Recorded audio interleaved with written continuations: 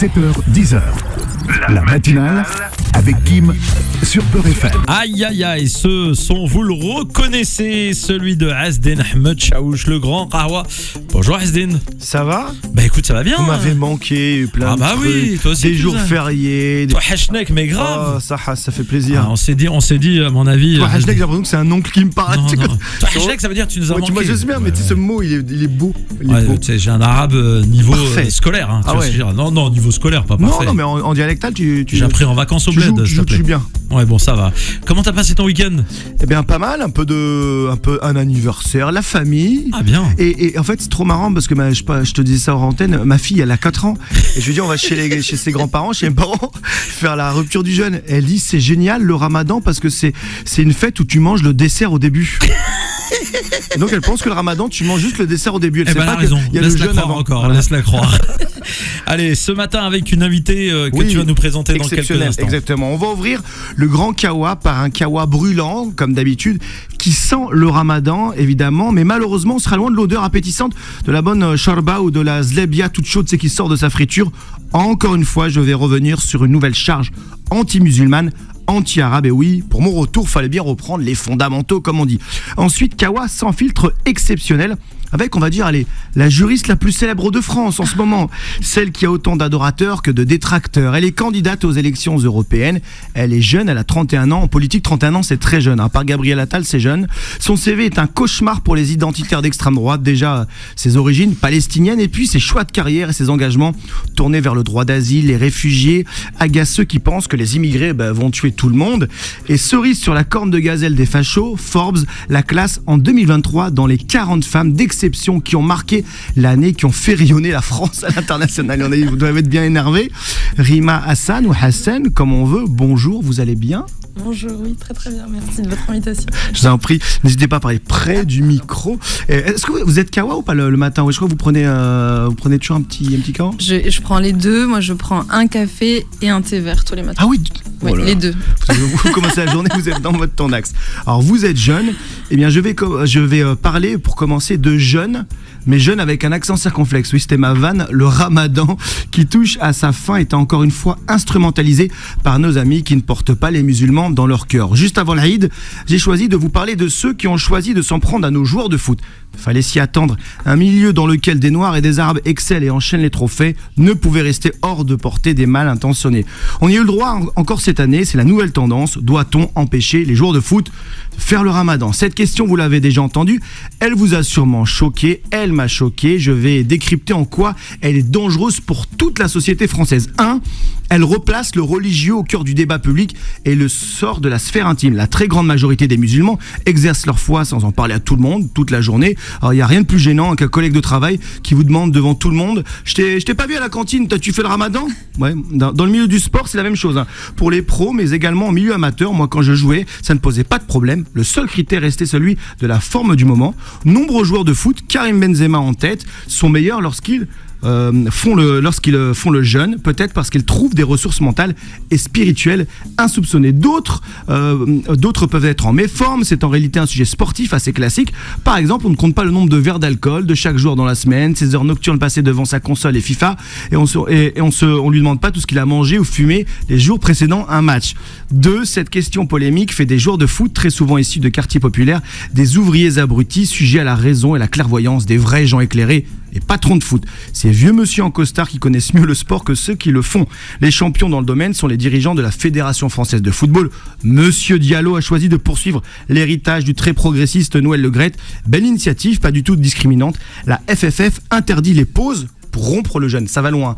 Une interdiction comme pour pénaliser ceux qui voudraient être joueurs de foot et musulmans. Et puis parfois, les dirigeants du foot trouvent des relais zélés, pardon Kim, mais c'est un Nantais, Antoine Camboiré. Hein, ça te pique un peu. Ça me pique. Il a communiqué sur le sujet, il s'en est même expliqué sur RMC, alors pas dans une émission foot, mais dans l'émission Les Grandes Gueules, que l'on peut aisément qualifier un peu de réac. Et évidemment, nous prenons un peu pour des jambons. Il explique imposer le même régime de sévérité avec les joueurs qui font le carême le jour de match. Si tu jeûnes, tu restes chez toi. Évidemment, le nom du joueur qui a préféré faire le jeûne, il a été révélé dans la presse. Ça aussi, c'est très très classe. 3. L'extrême droite, sans même lancer directement la polémique, impose un débat qui n'avait pas lieu d'être il y a quelques années. Le ramadan, coutume ou rituel religieux, c'est ce nom, a toujours été bien reçu dans toute la société française en fait. Son image est même liée à des reportages positifs à la télé, parfois même un peu cliché. La famille qui partage un bon repas et même les bienfaits sanitaires du jeûne sont souvent mis en exergue. Mais depuis quelques années, l'extrême droite tente de diaboliser ce grand moment familial. Le ramadan ne serait plus qu'un pilier de l'islam, mais un outil des islamistes pour remplacer les vrais Français. Attention, cette fois-ci, je veux bien paraphraser la formule du dernier footeux français qui a décroché un ballon d'or, que je vais ériger en philosophe. Les dirigeants du foot ont peut-être cette fois-ci cédé à une partie raciste de la France. Vous avez un petit avis ou pas sur cette polémique, Rima ? Oui, je pense que c'est important parce que le foot, c'est quand même vecteur de beaucoup de choses pour beaucoup de jeunes. On voit Kylian Mbappé ou Karim Benzema, à quel point ils sont suivis justement et guident d'une certaine manière toute une jeunesse. Donc avoir des stigmatisations, des polémiques politiques qui viennent s'immiscer comme ça dans quelque chose qui doit justement nous unir est profondément problématique, et ça s'inscrit, je pense, dans une continuité qui est assez dangereuse et qui correspond un peu à la montée aussi de l'extrême droite en France et plus largement en Europe. On a l'impression que sur des sujets même anodins, fédérateurs, qui habituellement rassemblent, on va toujours réussir à trouver, vous savez, un angle un peu identitaire, enfin je dis identitaire sympa, raciste ou xénophobe. Oui, totalement. Encore une fois, ça s'inscrit dans un climat de stigmatisation à l'endroit des concitoyens musulmans de France. Et il faut les dénoncer à notre échelle. Mais ce qui est terrible, c'est qu'encore une fois, on le fait dans des espaces qui sont des espaces justement de vecteurs de fraternité, de mobilisation, de rassemblement. Enfin, je veux dire, le foot, c'est un symbole pour énormément de personnes et j'en fais aussi partie.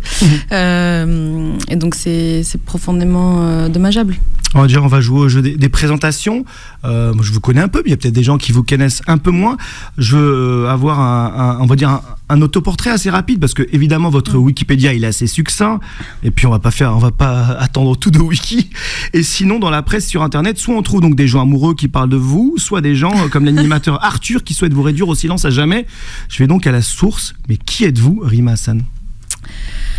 C'est pas évident de se présenter. Oui, c'est ça. Mais non, mais j'ai un parcours qui est assez complexe. Je suis donc une juriste française.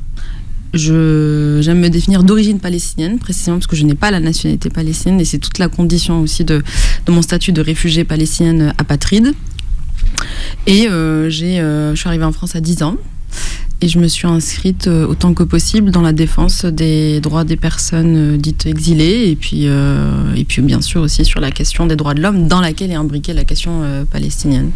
Ouais, ça fait un beau portrait pour commencer la politique. Et d'ailleurs sur le Wikipédia c'est assez intéressant, si vous allez dessus il y a une petite note disant qu'on ne peut plus le modifier ou faire des suggestions de modification parce qu'il y a une bataille éditoriale. Donc le jour où... C'est-à-dire qu'il y a ceux qui veulent rajouter des aspects négatifs et puis il y a ceux qui veulent garder... Comment on fait le jour où, Inch'Allah, l'État palestinien est reconnu et qu'on vous attribuera une nationalité palestinienne. On pourra changer ce jour-là. Oui, non, mais j'espère. Alors, pour faire écho à ma chronique de tout à l'heure, on vous l'avait dit, on sent que n'importe quel sujet, même le plus anodin, est identitaire. Et plus globalement, on sent que la gauche, elle est prise au piège. L'extrême droite mène la danse. Et vous n'avez pas de réponse efficace. Quand je dis vous êtes aujourd'hui une porte-parole de la gauche, en tout cas des LFI. Vous êtes impuissant ou inaudible. Pourquoi ? Vous avez perdu la guerre idéologique, la gauche ? Je pense pas que ça soit... Il y a une question de responsabilité collective sur la montée de l'extrême droite. Comme je le disais, c'est pas seulement un phénomène français. Je veux dire, on le voit à l'échelle européenne. Je crois que l'extrême droite est à plus de 30% des intentions de vote pour le moment. Et je crois que plus que jamais, la bataille qu'on mène à gauche, et notamment au sein de la France Insoumise, parce qu'il y a... aussi des trahisons. Enfin, je veux dire, on en reviendra peut-être dans la gauche, mais Oui. dans cette grande famille de la gauche. Vous dites le mot trahison à un journaliste, évidemment, je vais aller dans la fissure. Non, mais on mène une bataille qui est extrêmement importante, qui est une bataille par ailleurs qui est sur le fond. Et je pense que l'adhésion à cette extrême droite, elle s'inscrit dans une réelle souffrance de nombreux Français. Est-ce que vous n'avez pas perdu le dialogue avec les classes populaires? Parce que quand on regarde les meetings du RN, alors certes, on voit des vieux militants, des anciens. Moi, j'ai beaucoup fait les meetings, je reconnais le type de militants, mais il y a aussi des gens qui sont peut-être non considérés, qui vont vers le RN comme on allait vers le Parti communiste à l'époque, et on sent ça de plus en plus. Voir comme on allait vers le Parti socialiste, attention. Non, mais ce qui est important de dire, c'est que l'adhésion au RN, elle est profondément creuse. C'est-à-dire que quand on voit le travail qui est fait ou les propositions qui sont celles du RN, c'est du vide. Je rappelle que Jordan Bardella n'a produit aucun rapport au Parlement européen et il s'est positionné que quelques amendements en 5 ans. Donc, je pense que l'adhésion au RN, elle repose surtout d'abord sur une réelle souffrance, une colère. Et forcément, c'est plus dur, si vous voulez, de convaincre sur des arguments, sur un réel projet politique, et ça met forcément plus de temps, et ça mobilise plus d'efforts, et plus de mobilisation, et plus d'engagement, que de récupérer, si vous voulez, juste des voix sur une rhétorique politique qui consiste à instrumentaliser les souffrances, à instrumentaliser les différences, à diviser la France. Et c'est ce que fait malheureusement les RN, mais c'est là où la bataille qu'on mène... Bien. Malheureusement, ils le font bien, et c'est là où notre présence aussi dans ce climat politique est extrêmement importante pour contrecarrer cette montée de l'extrême droite qui est dangereuse pour nous toutes et tous, parce que le RN ne sauvera pas les plus précaires de notre pays. Rima Hassan, on poursuit après la pub parce que c'est passionnant, mais on va pas parler que du RN, il y a plein d'autres sujets. De retour avec mon invité, Rima Hassan, candidate LFI pour les européennes. Alors vous êtes un peu, j'ai beaucoup côtoyé Jean-Luc Mélenchon, mais le nouveau punching ball anti-Mélenchon, c'est un honneur, vous êtes fatigué, vous vous dites, qu'est-ce que je suis venu faire là-dedans? La politique française, on aime taper sur des icônes. Non, mais ce qui est sûr, c'est que moi j'ai fait l'objet de nombreuses menaces et de pressions avant même que je m'engage. Ah oui, bien sûr, c'était aussi l'objet de mon départ en Jordanie. Je suis partie en Jordanie après avoir reçu des menaces de mort, de viol, mon adresse avait été divulguée, etc. Et j'ai tout fait un peu de ce climat, et je suis partie pour un projet d'écriture, et j'ai hésité effectivement à revenir en France dans ce climat-là, et en même temps il y a un moment où je pense que chacun est renvoyé à ses responsabilités, à ce qu'il peut faire, au levier d'action dont il peut se saisir, et je suis plutôt combative, mais j'ai conscience qu'il faut prendre des coups. Ouais. Pourquoi les filles? Je crois qu'à moi les écolos, j'ai cru lire que les écolos, vous avez un peu, comme on dit, dragué en politique. C'est vrai? Oui, c'est vrai. Vous avez préféré le rouge plutôt que le vert? Non, mais j'ai participé aux journées d'été des deux mouvements. Vous avez regardé le menu, vous avez choisi LFI. Je suis intervenue sur la question de la migration et sur la question palestinienne cet été pour ces deux mouvements.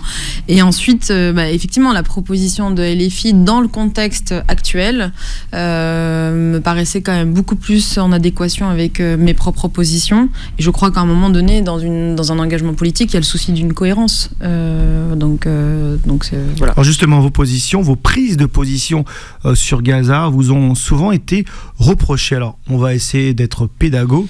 Quelle est votre position sur le conflit, sur ce qui se passe actuellement à Gaza ? C'est une position de paix. Par contre, je suis extrêmement exigeante et sur la nécessité de travailler à la justice. Et ce que je reproche précisément aux politiques, c'est d'avoir pendant très longtemps nous avoir un peu endormis avec une berceuse de la paix, sans jamais travailler concrètement à faire avancer la justice, notamment pour le peuple palestinien, qui est victime d'une dépossession, d'une colonisation, d'une occupation, et ce, sous différentes formes depuis 75 ans. Vous rêvez, je crois, d'une cohabitation, c'est ça ? Voilà, moi j'ai toujours dit que mon idéal, c'est une cohabitation totale, c'est-à-dire que... Un seul État, c'est-à-dire ? Un État binational, c'est-à-dire que... Donc c'est pas la coexistence de deux États, c'est pas pareil, c'est ça ? Non, c'est la coexistence en gros d'Israéliens et de Palestiniens, mais c'est important de le dire, là je suis aussi candidate et diplomatiquement, politiquement, la voie de la paix aujourd'hui s'inscrit dans la reconnaissance d'un État palestinien aux côtés d'un État israélien. Il faut plutôt voir, je pense, la question de la cohabitation comme un idéal qui peut nous servir de boussole et qui peut peut-être se concrétiser, mais qui est entre les mains des Palestiniens israéliens. Ce qui nous relève aujourd'hui de notre responsabilité politique et de notre marge de notre action politique, c'est de faire reconnaître l'État palestinien. Si vous voulez, c'est en deux temps. Pour moi, il y a une urgence aujourd'hui à reconnaître l'État palestinien parce que l'existence même du Palestinien comme sujet politique est remis en question. On parle de génocide, de nettoyage ethnique sur les deux territoires où les Palestiniens vivent. Donc il est extrêmement important de protéger cette identité palestinienne, cette identité politique et cette survie politique du peuple palestinien. Et ensuite, moi, ce que je souhaite, et c'est là où c'est assez marrant parce qu'on m'accuse de ne pas promouvoir la paix, je souhaite que les Israéliens et les Palestiniens puissent complètement cohabiter. Vous pensez que c'est possible après le 7 octobre et après la riposte sans retenue de l'armée israélienne, si on peut appeler ça riposte? Je crois qu'on n'a pas le choix, si ce n'est que d'espérer. Et il y a une question de génération. En Afrique du Sud, je pense qu'on a traversé des périodes où on a pu se dire que c'était inconcevable que les Blancs et les Noirs se mélangent ou coexistent ou cohabitent. Aujourd'hui, vous rêvez d'un destin à la sud-africaine. Après, il y a différentes. Encore une fois, c'est des configurations qui peuvent être différentes parce que contrairement à l'Afrique du Sud, il n'est pas question que de la ségrégation. Elle repose pas sur la couleur de la peau. Elle repose sur une existence, une survie de l'identité de l'un et de l'autre, et une identité qui est politique. Donc c'est vrai que la logique la nécessité de reconnaître les spécificités d'identité et de communauté politique des uns et des autres, et c'est un élément qui complexifie davantage la question israélo-palestinienne par rapport au cas sud-africain. Mais encore une fois, il y a un idéal, oui, de cohabitation. Mais c'est vrai que pour le moment, nous devons avancer sur la reconnaissance de l'État palestinien. Vos prises de position sur Gaza, elles ont souvent été attaquées ou caricaturées, c'est vous qui allez nous le dire.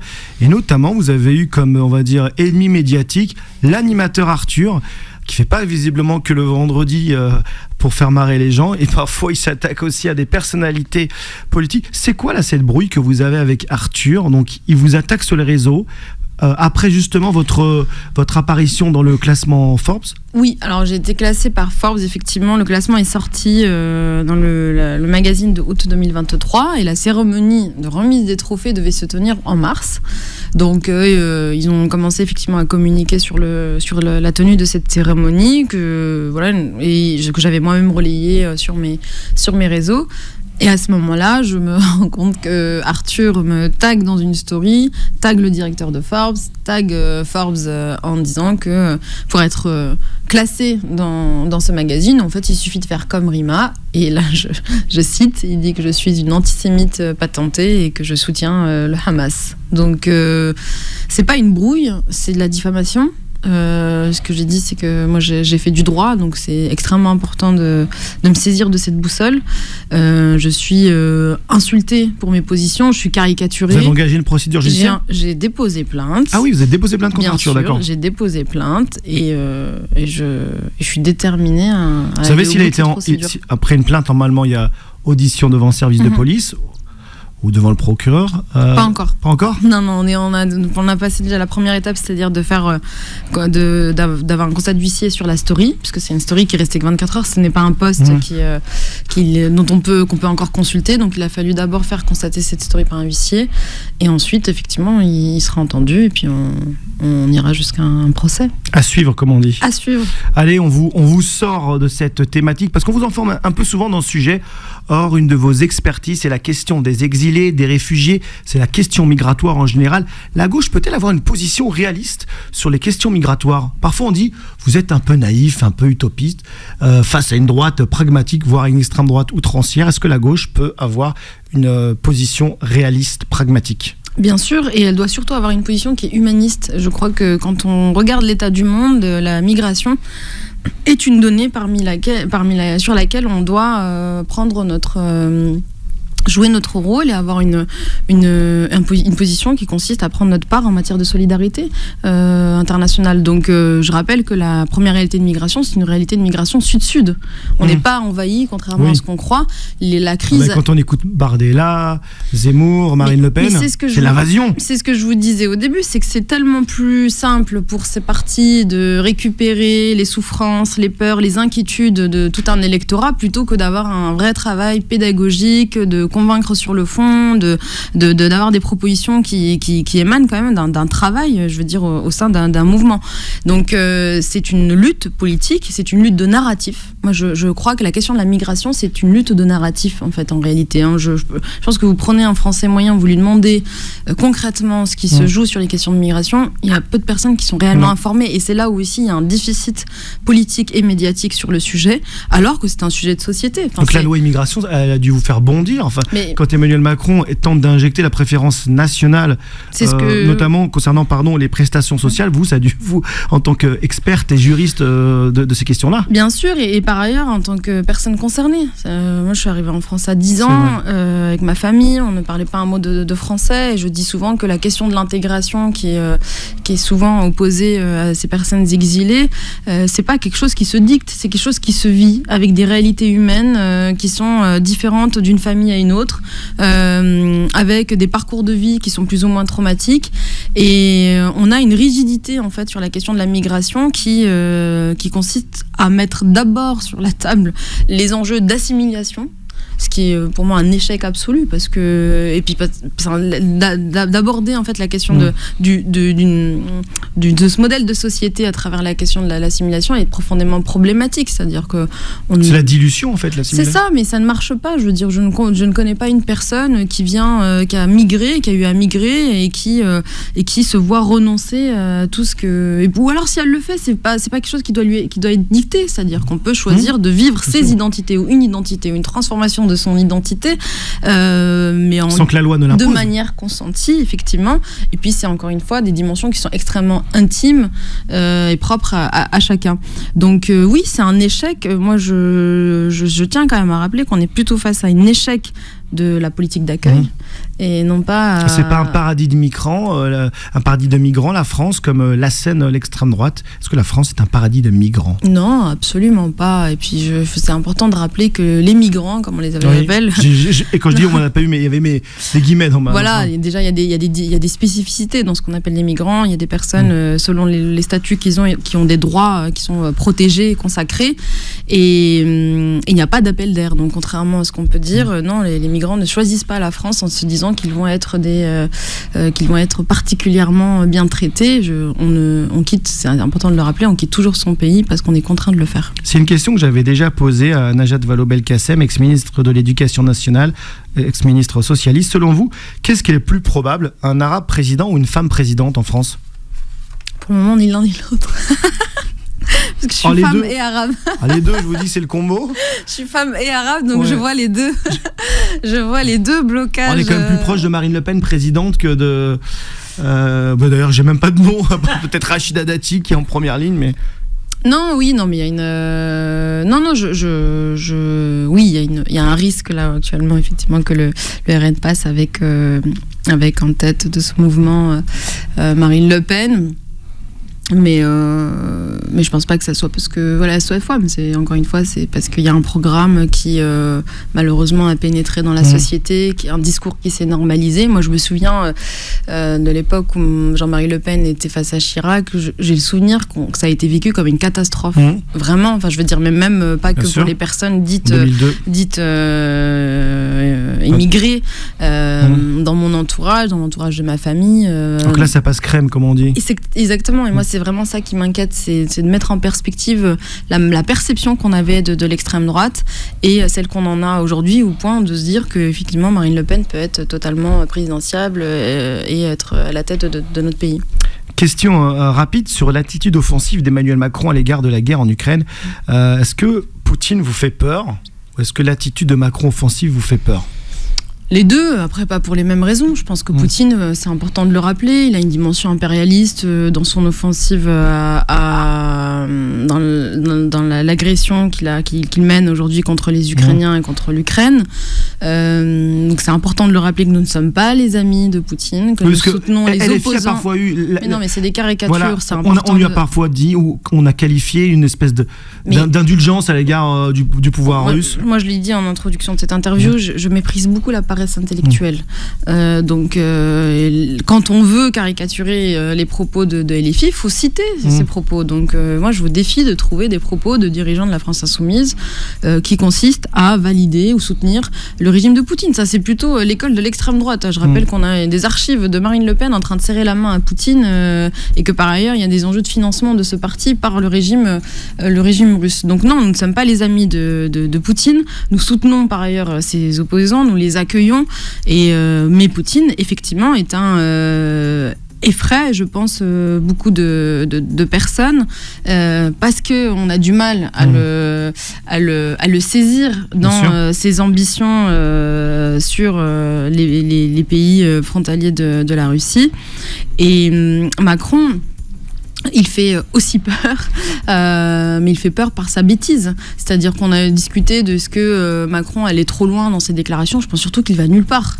Quand il aborde la question d'envoyer des troupes en Ukraine et qu'il est désavoué par tous les dirigeants européens, même par les États-Unis, tous les alliés en réalité, tous nos alliés sur le sujet, il ne fait que servir précisément le régime de Poutine. Là, il y a la petite musique de fin, le petit tapis qui est arrivé. J'ai une dernière question, Kim.